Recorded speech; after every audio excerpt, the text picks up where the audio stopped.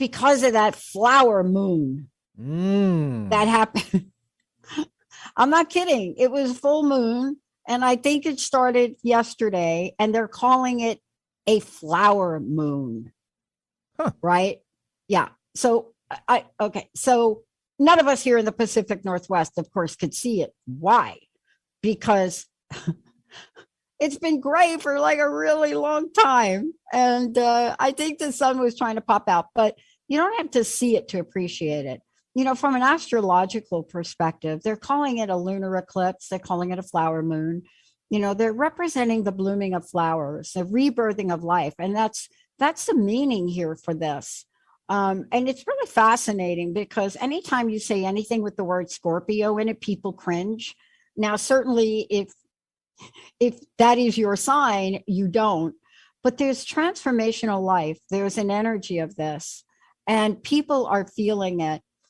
I've talked to more people, Benny, Jacob, I don't know if you guys know this, but I've talked to more people that describe this past week, not this coming week, but this past week as quite the disturbance. And I have a friend that even looked at this so closely with the whole Mercury now coming out of retrograde, ancient traditions of shamanism that point to communications, literally that can focus on the energetic shift.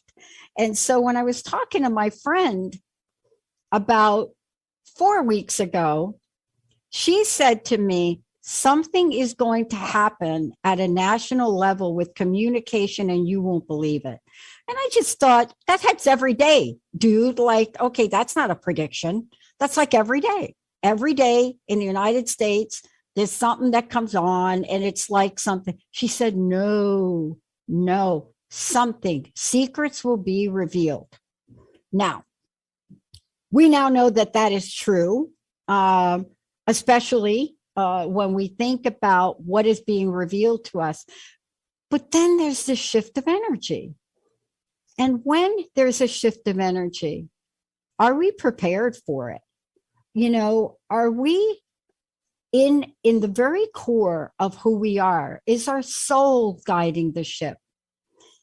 Is there something that is within each and every one of us that helps us interpret, that helps us take action?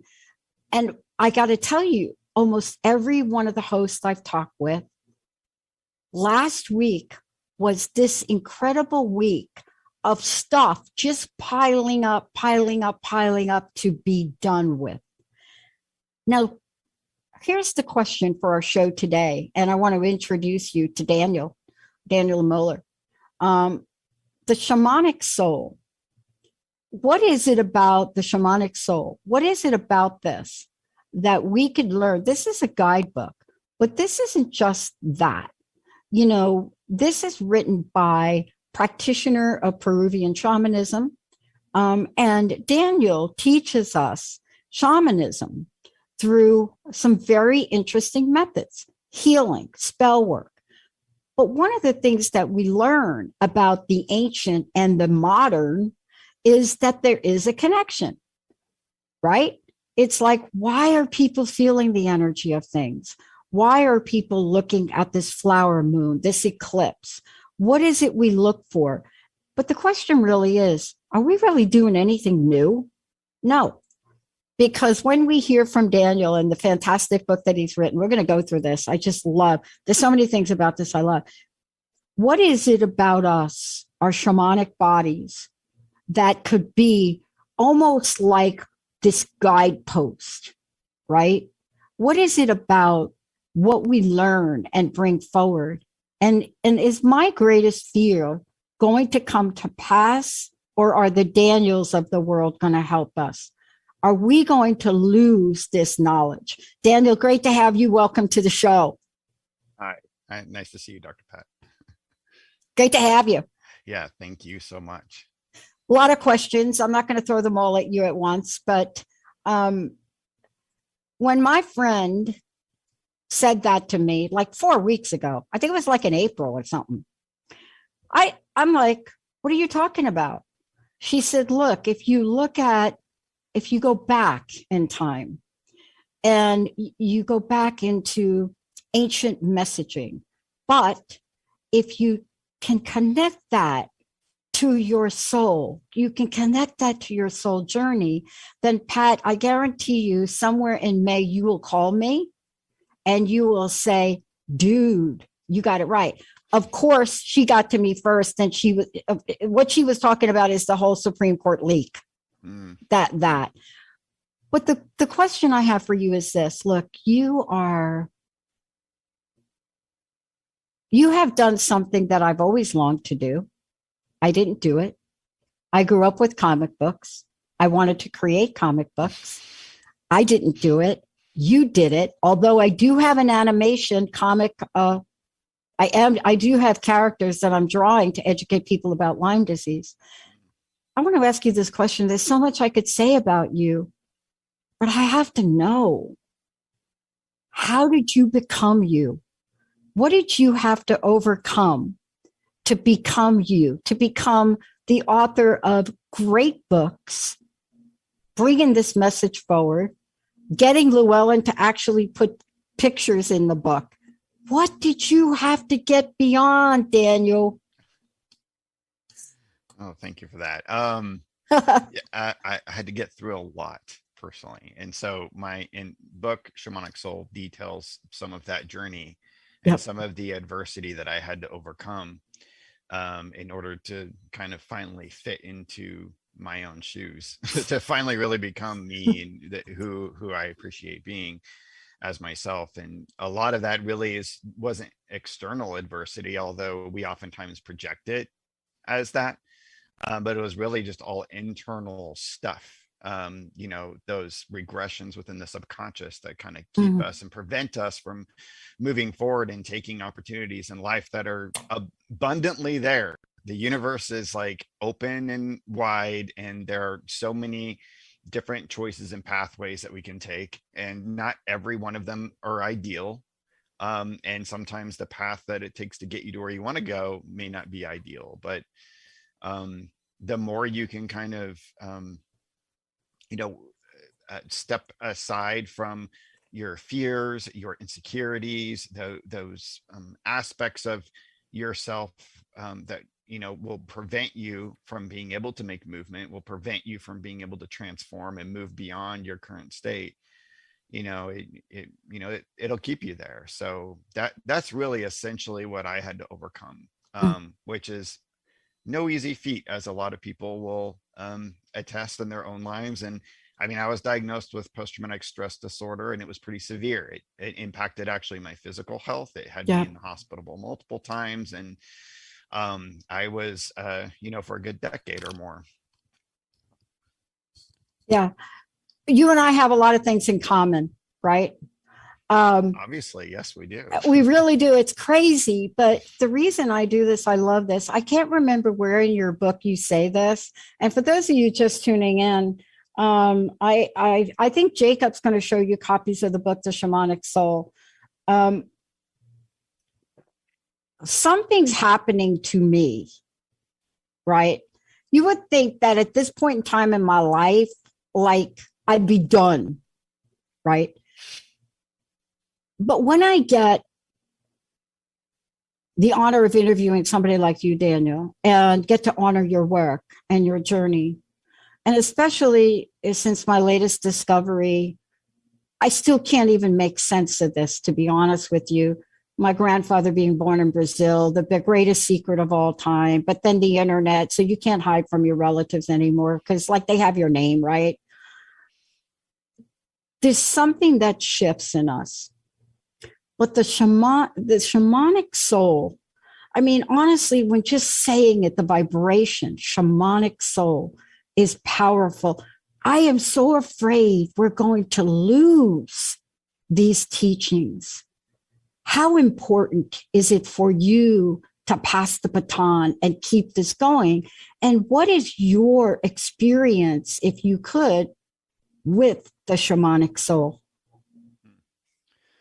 Well, in terms of the importance of these teachings, it's absolutely vital. The minute I entered my training with my maestro, uh, it I understood the importance of carrying this lineage forward that has been alive for thousands of years. And it's not really about my specific lineage. It's about the core teachings of all of the earth honoring traditions across the planet, which is it's not necessarily about replicating the ceremonies of the past, more so than honoring and recognizing, what the past is trying to help us remember, which is, for me, what that shamanic soul is our direct connection with Pachamama, with Mother Earth, and not just her, but the soul of her. We are expressions of that world soul, that animus mundi, as the Greeks call it. We are vital creative components of this planet that are here to have relationship with her, and when we do, we can tap into our own sort of soul walk, as I like to call it, our soul pathway, our ability to find our flow, I think is how I refer to it in the book, of what you're kind of here to do, as an expression of the world soul, as an expression of Pachamama herself. So I always like to remind people, this isn't just a spiritual thing either, biologically, like, particle wise, we came out of the mother. We are literally physically her children, and to like honor that and recognize that. And for me, soul is like less of an esoteric spiritual concept and more of just what I like to relate it to is jazz or art. It's the ability for that human to tap into that connection and then just letting that energy flow, whether it's through dance, music, what you're doing here, Dr. Pat, having conversations and us just reminding each other that we're all connected and we're all connected to this one organism, and she's our mama, and let's start gearing things in a more positive direction, and have less division and so on and so forth. Yeah, I love this. I love this conversation. That's why I had to get the backdrop for people to really understand, Daniel, from your perspective and the way you've written the book. I'm a kid from the Bronx, New York, but somehow my grandfather, and I didn't know this when I was younger, my grandfather was a farmer in Brazil. Greatest secret on the planet, to really hide that hair.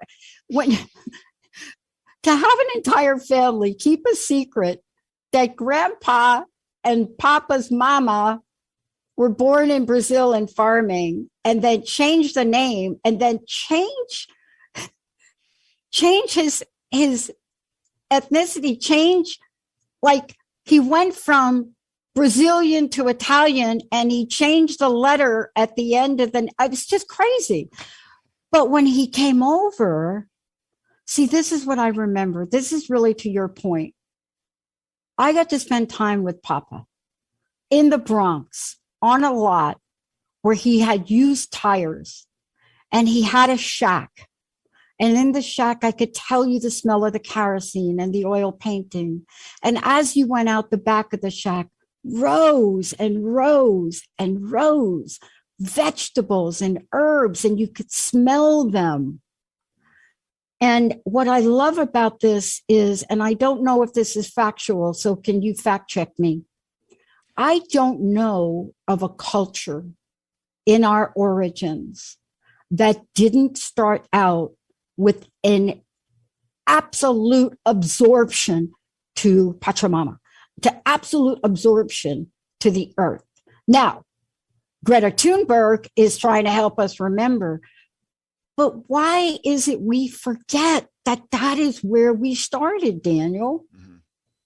Yeah, I don't think that there is a culture, at least a spiritual tradition within the various civilizations across the planet that didn't have a shamanic root, that didn't have at its core basically a shamanic like figure that had interaction with the unseen realms and came back to bring medicine to the people. It was what came after when people started institutionalizing that and whatnot. And I think that's where we are kind of forgetting. So if you're familiar with Douglas Adams and Hitchhiker's Guide to the Galaxy and whatnot, we have a Vogon mentality in our lives. And it's not that it's necessarily evil, but it can get there.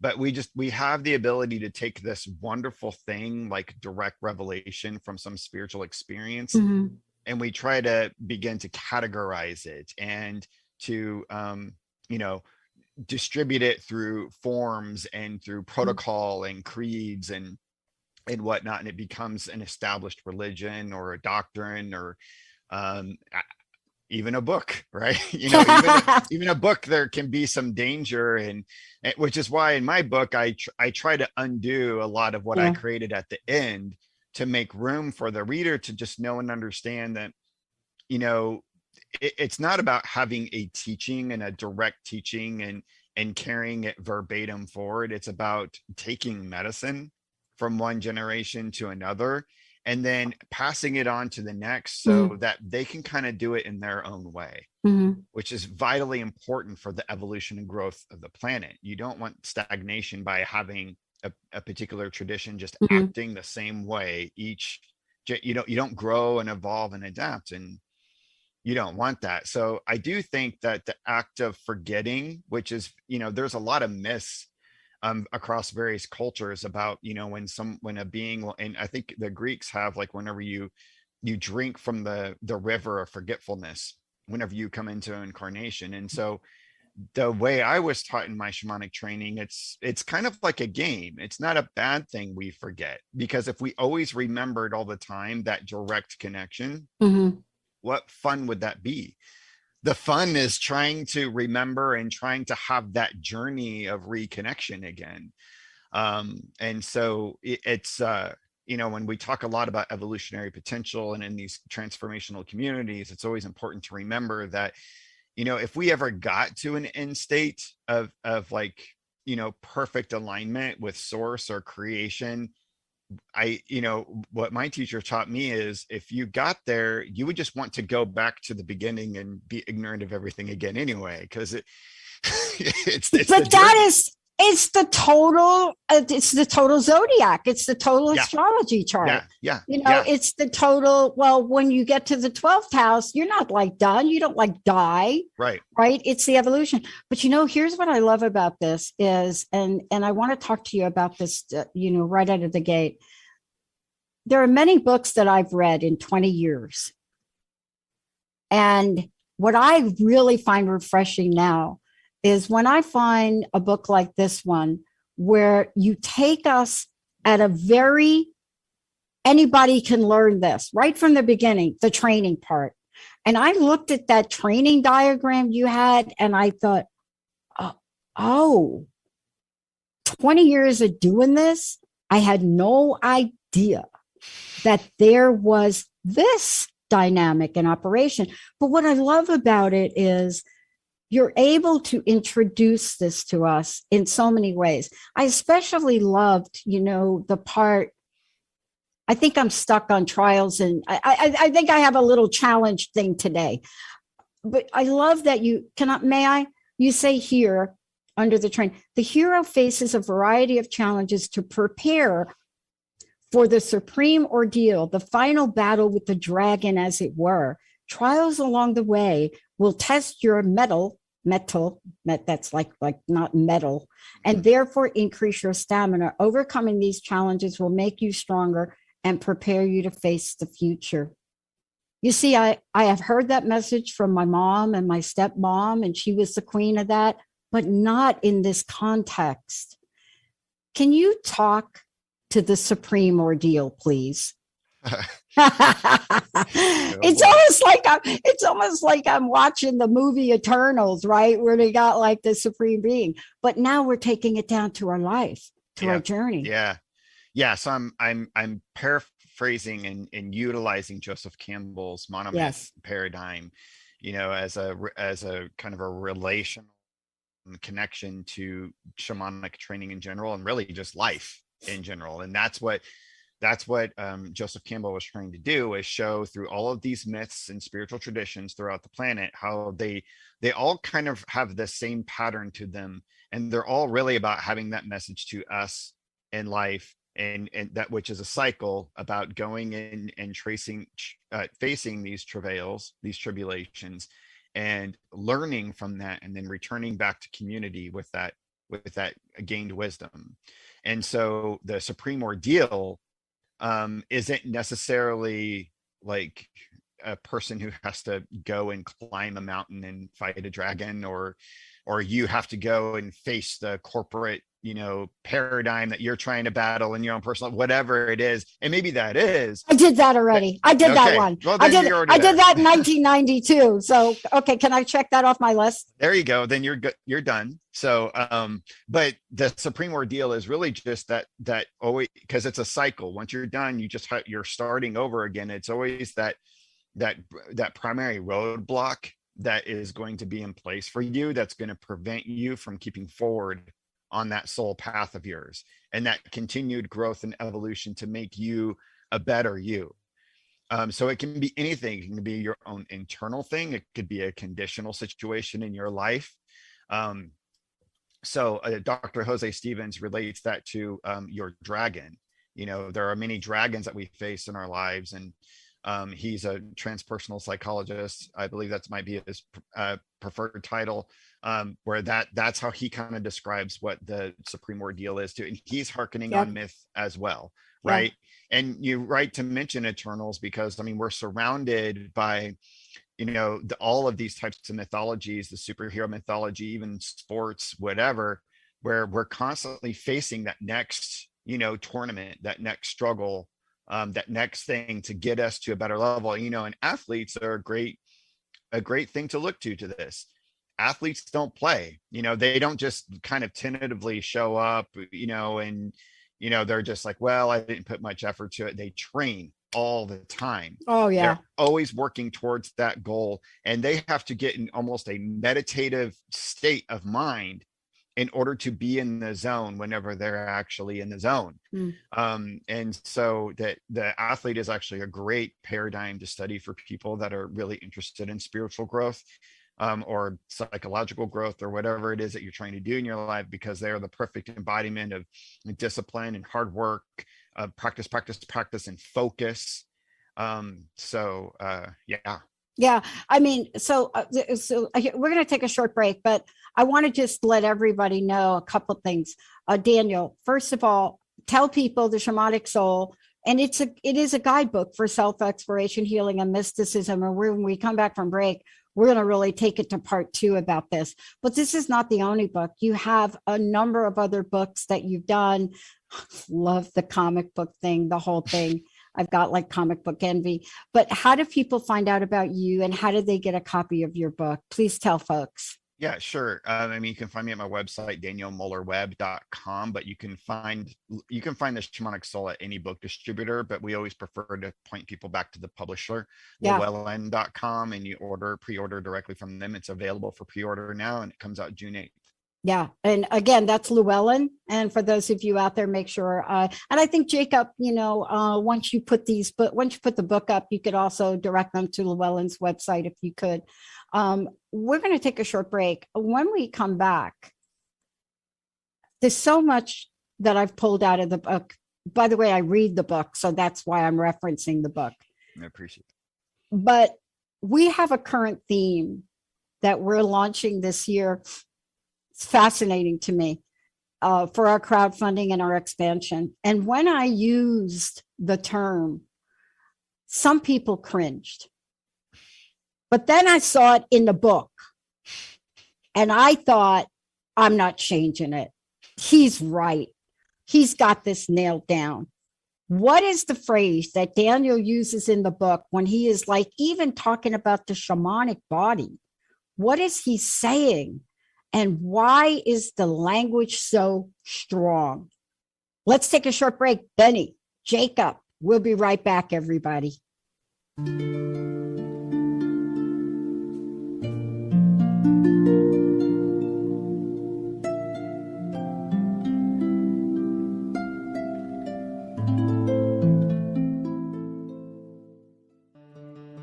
Your own innate brilliance already lives inside of you. Come discover it so you can shine brightly in this world. Join me, your host, Adrienne Cobb, Wednesdays at 2 p.m. Pacific, 5 p.m. Eastern, during Wild Magic on TransformationTalkRadio.com, and get answers to who you are and where you belong. To learn more about me and the show, visit mywildmagic.com. Again, that's mywildmagic.com. Are you having difficulty feeling at home in your own home? Join Annette Rigolo and Dr. Pat in Enlightened Environments, Optimizing from the Outside In, as they present a deep dive into the various vibrations of the earth, along with man-made energies that impact our lives.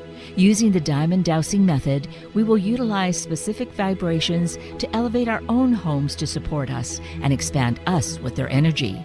Join us every third Wednesday at 10:30 a.m. Pacific Time to make your home home. Do you get stuck in that someday attitude, living the same day over and over again with no action? The Becoming You Show, big ideas that inspire, impact, and influence your life with Leah Rowling is for you. Tune in every Friday at 11 a.m. Central on TransformationTalkRadio.com. This show will have you feeling inspired to take action with purpose and intention. For more information and to get in touch with me, visit www.leahrowling.com.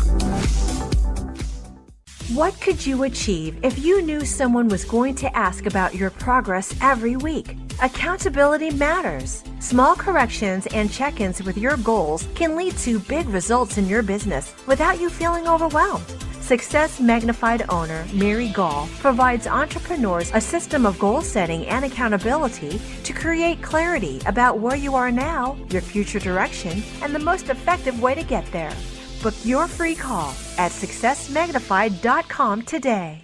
You are made for more. I'm Coach Lisa, and I'm here to help you achieve ultimate life satisfaction. Your life matters to the world.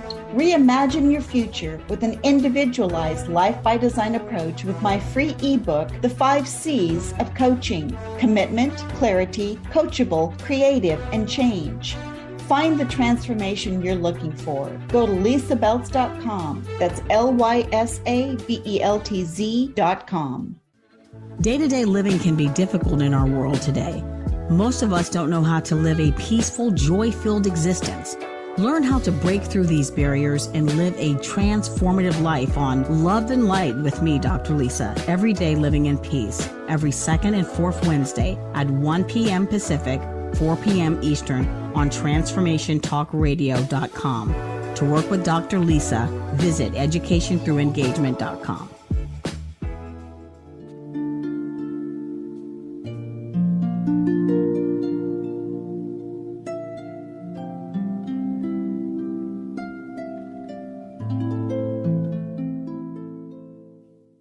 I can't even be, I don't even know. I have to, I'm going to have Daniel come back to talk about some of these other things, especially the psychonaut. But today we're talking about the shamanic soul. Daniel, before we continue, one more time, please direct people. And then Jacob, maybe you can put something up on the video part to get people over to Llewellyn. How do they get the book? But also there's so many other things you're involved in. How do they find that out about you? Yep. Find me at danielmohlerweb.com. You can find me there and all my fun stuff and links to my social media profiles. And then llewellyn.com. You can get pre-order my book. It'll be out June 8th. By the way, it's like the funnest thing. So if you go over to a site, I want you all to go over and just click on the sessions button, just for the heck of it. This is so very cool, right?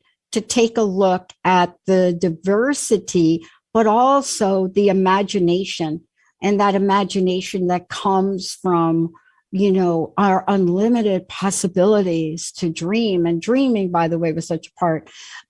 Look, before the break, I referenced a phrase in your book, and it's a phrase that I've actually gotten a little bit of feedback, but I'm staying true to myself. I actually have a show that's called Power Up with Dr. Pat. But I had to do a double take back in the book, because right here in the shamanic body, you say, taking the power back. And I thought, oh my gosh, Is that why we feel lost? Is that why we feel like we're disconnected? Is that why? Tell me about that, and tell me about how this one part of the book sets the stage for everything else to come. Yeah. Almost everything, maybe. Yeah. A very prominent curandero from the lineage I was trained in a few generations back, Don Eduardo Calderon from Peru, said that the main pivot of shamanism is about power and one's own personal power. And if you've read some, different accounts from indigenous, individuals that are, working in that shamanic context, it's all about that, about having the necessary power to do the work necessary. And I really kind of relate that to a personal context of one's own power. And I kind of in the book walk through a few necessary items that individuals really should have as a core foundation before continuing forward, which is ensuring that you honor and recognize all knowledge, individuality, being able to be variable with life and not just be tied down to one specific thought form or way of living, focus, balance. These are just some of the main pillars that one needs into this house of power, really, that you need to have as the kind of framework before moving forward. Because if you don't have this, if you don't have that personal power, everything will shatter.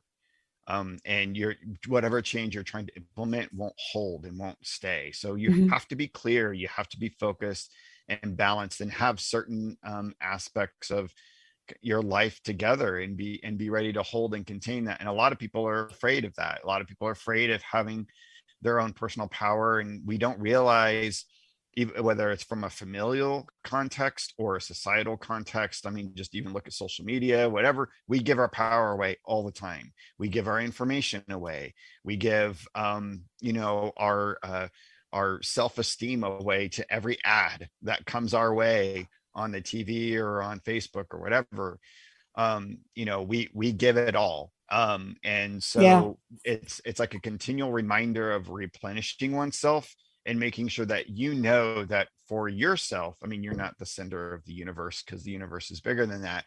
But for you and your perspective, you are the center. And it's okay to treat yourself and honor yourself in that way, and give yourself a foundation to stand on, because you wouldn't have the context of understanding reality and interacting with reality without the strong core that exists here within oneself. I love this for so many ways. And I would love for you to talk about this, because even when you're going through the process, you're talking about, you talk about return to power. Thank you for using that word. I want to really talk to you about a couple of other things. Everything that we know seems to be, I don't know how to say this better, but we are now in a pop culture, and I don't even want to call it that, but let's just say we're in a modern culture that is just so revering so many of the energies that you address here. And what am I talking about? Everything from Doctor Strange and the multiverse madness, right? And some of the things that come forth there, to now going back and honoring and respecting the elders, right? You see, most of the cultures that I think you and I are familiar with, when you're looking at the elder body, they are it. They're going to tell you whether you're going to plant that potato or you're not going to plant the potato, right? Right. But when you take us on the journey in the book, I was really struck by getting to the place of the cosmos and consciousness. Sometimes we feel like we're not on a parallel trajectory, a harmonious trajectory. Somehow we feel like we're on this dynamic, the moon is going to hit the earth trajectory. And I wanted you to talk about this a minute, because the cosmos and the consciousness, they seem like they're separate, but are they? No, no, that's part of the illusion that we have, and that forgetfulness that you and I were talking about earlier. And we do have this interesting way in society of kind of constructing civilization around us as a way to denote a sort of separation that exists. And so in my shamanic training, some of the first ordeals that I was put through was about breaking that down. So you don't see that differentiation. So you understand that in terms of the cosmos, you are the fount of creation. Creation doesn't just happen as this separate mechanism, or even, oh, it just only happens out in nature, in the woods, or out in the stars. This is it. Like what we're doing right now, you and I, with the electronics, everything, like this is the fount of creation. This is the forefront of it right here. And that's kind of essential to actually understanding the power dynamics that are at play within shamanic healing, shamanic ritual, and ceremony. So having not just an understanding of that or an intellectual understanding, shamanic training tries to put you through ordeals so that you have that as a felt experience. You live it and you breathe it, and it's not a circumstance that's under question, really, because you're experiencing every moment. Yeah. One of the things that I love talking about, and you bring us on this journey in the book, Daniel, we go through this, but I am so glad that you kind of kicked it out by talking about magic. Hello, right? There's never been, somebody asked me what I thought the greatest comeback of our century has been. People ask me the oddest questions, and it depends on the day. But I remember this was a couple of years ago, and I said, oh, by far, that's easy. The greatest comeback of the century is magic. And they looked at me and they said, what are you talking about? And this was at the Harry Potter time, right? Yep. And I said, think about it. Mm-hmm. Think about something that was so like not okay, now just being revered in such an interesting way. But magic and just that word, all of this is on a path to healing, isn't it? Mm-hmm. I mean, I don't think we'd be alive as humans if people did not have these practices. I mean, what would they have done? They couldn't have gone to the pharmacy. Right. What is your thought? Yeah, it's important to understand what magic is. My publisher made me expand that chapter a little bit, because my original plan was just to have one page just saying, what magic is. Moving on. Yeah, no. Like everybody should know what magic is. If you were a child, you knew what magic was. Everybody's experienced Christmas. Everybody's experienced, and it's not just like this feeling though. Magic is the ability to change reality in accordance with one's will. And so that can come in a variety of ways. But magic is just as simple as watching a movie or reading a book. Your reality gets changed. You come out of a movie going, whoa, that blew my mind. That's magic. If you can't read a book and your mind was changed about something, you've seen reality in a whole new way. So and I'm not trying to demean magic in any way, shape, or form, because I've seen and experienced some crazy stuff that you would only probably see in Doctor Strange or Buffy the Vampire Slayer. So that exists. But we also have to understand that magic just happens at so many levels, and a recognition of the variability of how magic manifests in our daily lives is very important and essential. Because oftentimes it will really just only manifest as that. And if we just recognize that, we see magic everywhere. Every day becomes Christmas in that regard. So yeah, it's very important for healing, because you have to change. It's like alchemy. It's transmuting lead into gold. It's transmuting this, very dense, sick person, plagued with mind stuff or physical stuff, and transmuting that into something that can grow and evolve out of that. Mm-hmm. And that, all of the ceremonies that I were involved in, they were all magic based, to get me to the place where I am today. So there's a chapter in the book, right, that I've never heard anybody talk about this. And, because I'm a little bit learning different, I have a little difficulty sometimes with words. So when I first looked at it and looked at shamanic report, which that's not what it is. Yep. I thought, whoa, wait a minute. This was so fascinating to see this in the book. And I wanted to take a minute for you to talk about it, because you use language here, bringing it all together, right? There's something about this particular part of your writing and part of the book that is usually not included. Thank you. Can you tell us about this? Because it's almost like you're creating a tapestry, but this is kind of the thread. Can you talk to it? And it's not report. Yeah, shamanic rapport. Yeah, and you're right. I've read some other books, and I don't ever see this aspect brought up a lot. I have in some cases, but this was actually one of the core tenets of my training. And if you didn't have this as a vital component from the beginning, with every ceremony, with every exercise, then you're lost.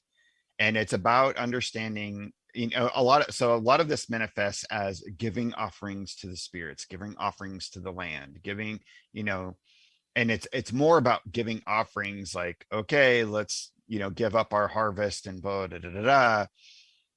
It's about creating a gift of communication to the invisible architects that exist around us all the time, so that we can exist in cooperation with them.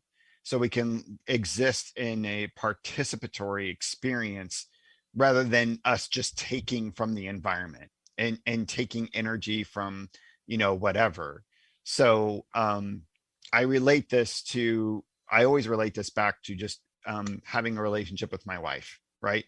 If I'm in a relationship with my wife, I don't just take from her for what I want and treat her as I want and only just, get what I need in order to make myself, happier.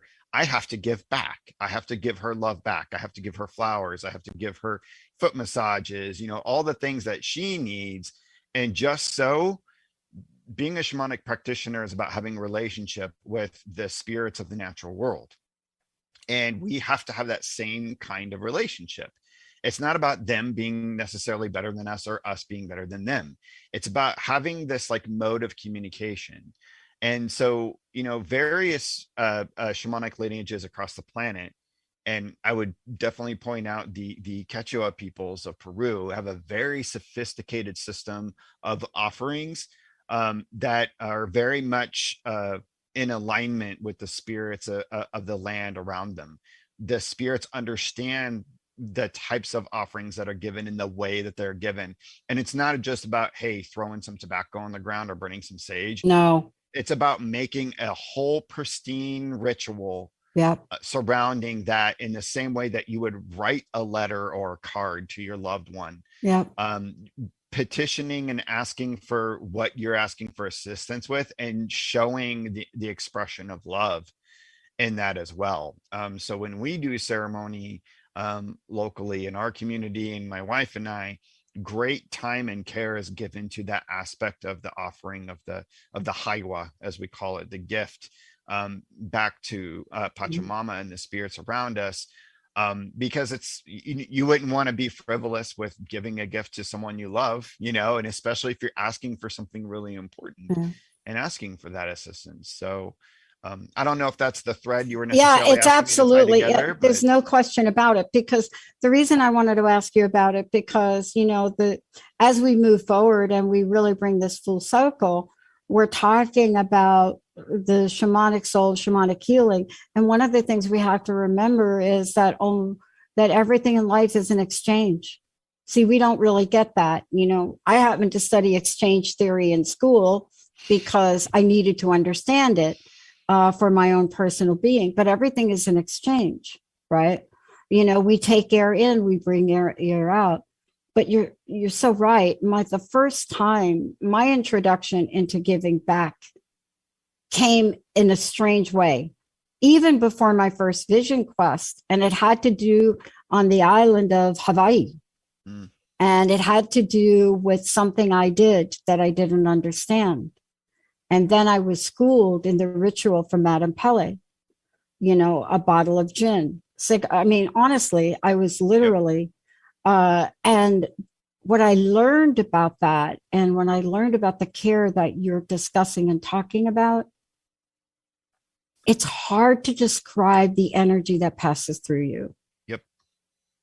Yeah.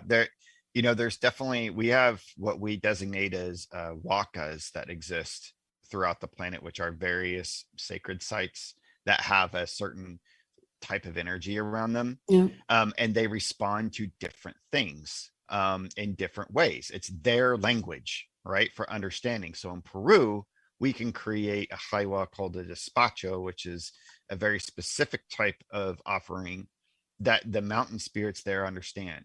Yep. There are certain areas here in North America, and we've tried it before, creating that same type of despacho, and they're like, no. And sometimes we'll even outright reject it and show ways of rejecting it right then and there. You have to learn what the spirits of that area that you live on, what they understand and what they can assimilate as information to them. And it's like, you mentioned Jen, and I was reminded of when I went and did offerings to the grave of Marie Laveau at in New Orleans,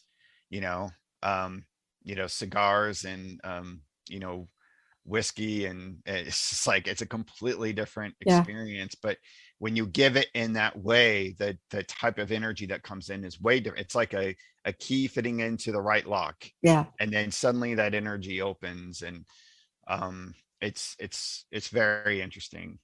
It's fascinating. And, part of this brings us to understanding that this is all in service of something so powerful.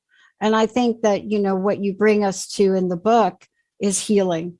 And I love that we use that word. I mean, not just individually, but of course, yes, but there are many, many, many energies that can be healed.